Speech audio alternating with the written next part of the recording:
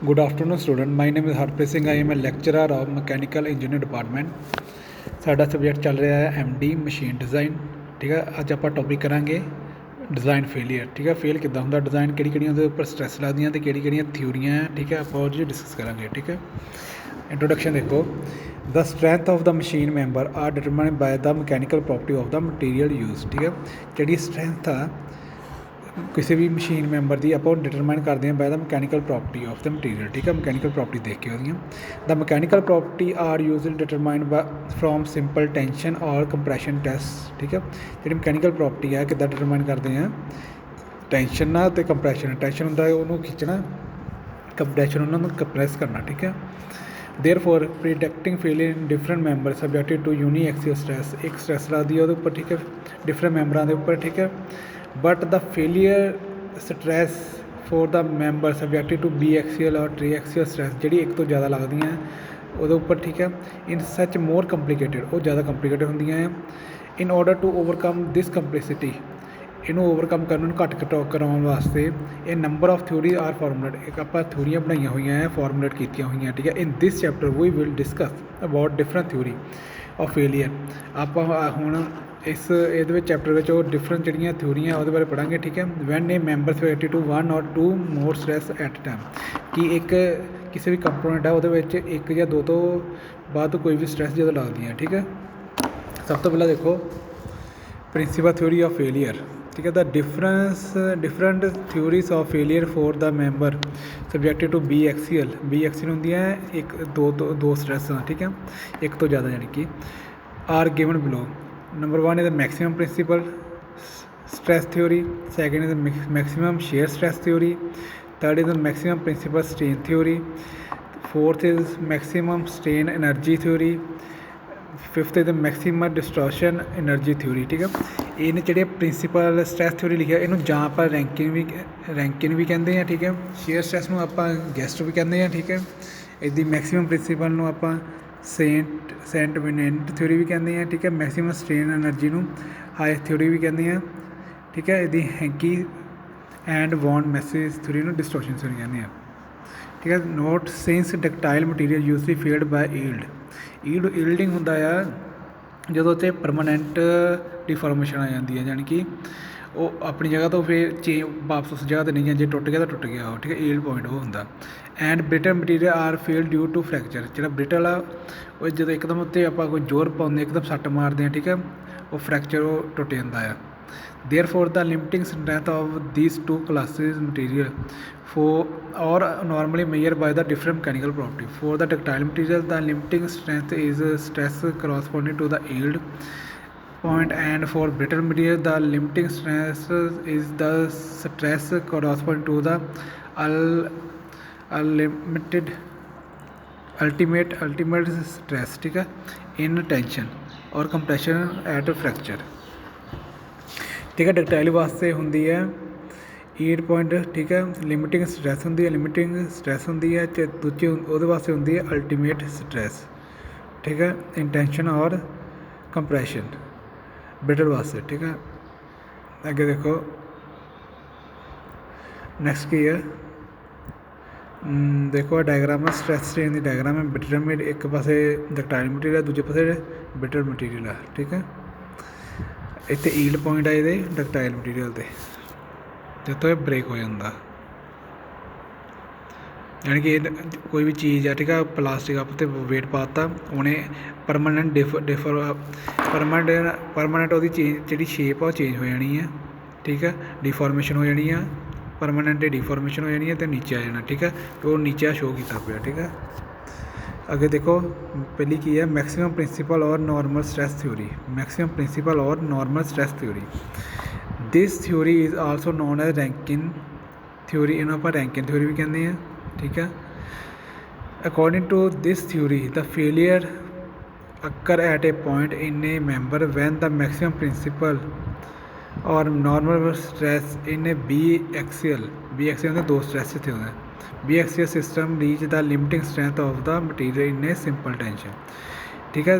ਕੀ ਹੈ this theory is also known as Rankine of Rankine ਵੀ ਕਹਿੰਦੇ ਅਕੋਰਡਿੰਗ ਟੂ ਦਿਸ ਥਿਊਰੀ ਇਹ ਕੀ ਕਹਿੰਦੀ ਹੈ the failure occur at a point failure ਕਿੱਥੇ ਹੁੰਦਾ ਪੁਆਇੰਟ 'ਤੇ in member when the maximum principal ਜਦੋਂ ਮੈਕਸੀਮਮ ਪ੍ਰਿੰਸੀਪਲ ਸਟਰੈਸ ਇਨ ਦੋ ਸਟਰੈਸਾਂ ਹੁੰਦੀਆਂ system reach the limiting strength ਆਪਣੀ ਲਿਮਿਟ ਤੱਕ ਪਹੁੰਚ ਜਾਂਦੀਆਂ of the material in simple tension ਠੀਕ ਹੈ ਆਪਣੀ ਸਿੰਪਲ ਚਲੋ ਉਹ 'ਚ ਆਪਾਂ ਨੂੰ ਖਿੱਚਦੇ ਹਾਂ ਠੀਕ ਹੈ ਆਪਣੀ ਲਿਮਿਟ 'ਤੇ ਪਹੁੰਚ ਜਾਂਦੀਆਂ ਠੀਕ ਹੈ ਉਹਨੂੰ ਕਹਿੰਦੇ ਆਪਾਂ maximum principals normal stress theory ठीक है।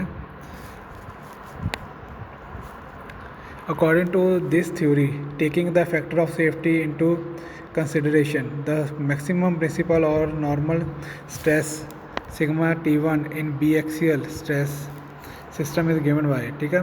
ये फार्मूला डक्टाइल वास्ते आप केड़ा यूज़ करते हैं डक्टाइल वास्ते ये आ वाला ठीक है डक्टाइल वास्ते आ वाला ब्रिटल वास्ते ये वाला ठीक है। ਕੀ ਹੈ sigma Y T yield point ਹੁੰਦਾ ਠੀਕ ਹੈ yield point stress in ductile ਹੈ ਠੀਕ ਹੈ ਜਿਹੜਾ ਵਾਈ ਟੀ ਲਿਖਿਆ ਇੱਦਾਂ ਈਲਡ ਪੁਆਇੰਟ ਲਿਖਿਆ ਆ ਇਹਨੂੰ ਆਪਾਂ ਸਿਗਮਾ ਕਹਿੰਦੇ ਹਾਂ ਠੀਕ ਹੈ ਅਲਟੀਮੇਟ ਸਟ੍ਰੈਸ ਹੁੰਦੀਆਂ ਇਹ ਠੀਕ ਹੈ F O S the factor of safety ਕੀ ਸੇਫਟੀ ਹੈ ਠੀਕ ਹੈ ਇੱਦੀ ਅੱਗੇ ਨੈਕਸਟ ਆ ਬ੍ਰਿਟਲ ਮਟੀਰੀਅਲ ਵਾਸਤੇ ਆ ਫਾਰਮੂਲਾ ਯੂਜ਼ ਹੁੰਦਾ ਹੈ ਠੀਕ ਹੈ ਐਸੇ ਈਲਡ ਪੁਆਇੰਟ ਨਹੀਂ ਲੱਗਦਾ ਬਾਕੀ ਸਭ ਚੀਜ਼ ਸੇਮ ਇਹ ਯਾਦ ਕਰਨੇ ਆ ਠੀਕ ਹੈ। Since the theory is based upon the failure in the tension or compression and ignoring the possibility of the failure due to the shear stress, therefore it is not used for ductile material. A ductile material was the brittle material which are strong in shear but weak in tension or compression. This theory is generally used. देखो ये भी फार्मूले maximum principal theory ਦੇ ठीक है ये भी याद करने हैं जे थानू क्या होवे कि अल्टीमेट स्ट्रेस फाइंड करो आप इदा फाइंड कर सकते हैं ठीक है।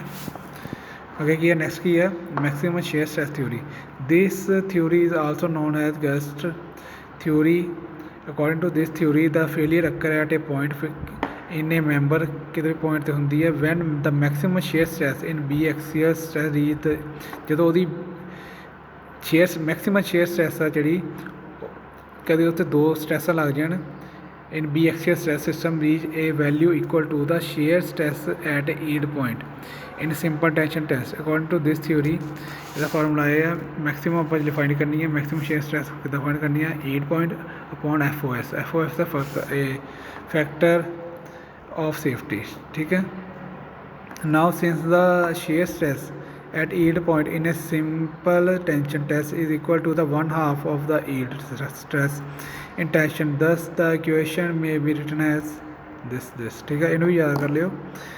Maximum principal strain theory the theory is also known as Saint-Venant theory. According to this theory the failure occur at a point when the maximum principal strain in biaxial stress reach the limit तक अपनी जाए value of strain ठीक है strain की value तक जाए तो maximum principal strain in biaxial system can be determined by E की है ये है यंग मॉडुलस ऑफ इलास्टिसिटी ठीक है फार्मूला है इधर ई किया जंग मॉडुलस ऑफ इलास्टिसिटी ठीक है। नेक्स्ट देखो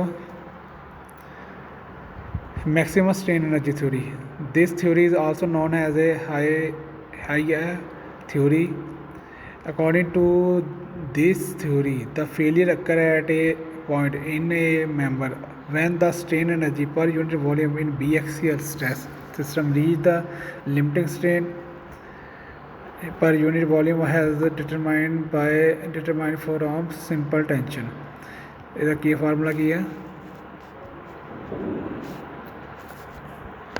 ਇਹ ਵਾਲਾ ठीक है ਕੀ ਹੈ ਦੇਖੋ